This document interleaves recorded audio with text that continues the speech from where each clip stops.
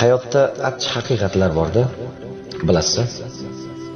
Negadir doim ko'nglimizni og'ritgan insondan emas, aksincha ko'nglimizga qaraydigan insonlardan alamimizni olamizda.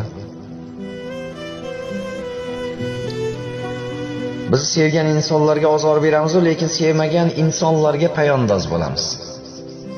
Nega? Yaxshi ko'rgan yaqinlarimizga, kasal birodarlarimizga vaqtimiz yo'q, lekin 7 yot begona insonlar bilan oshga har doim vaqt topamiz. Oilasi nochorroq singlimizga har xil bahonalar bilan yordam bermaslikka harakat qilamiz, lekin xalqning ko'ziga qozon-qozon oshlar qilib ziyofat beramiz. Ota-onamizni haftada bir bora ko'rib kelishga fursat yo'q, lekin ammo ulfatlar bilan o'tirishga har doim vaqt topamiz. Nega?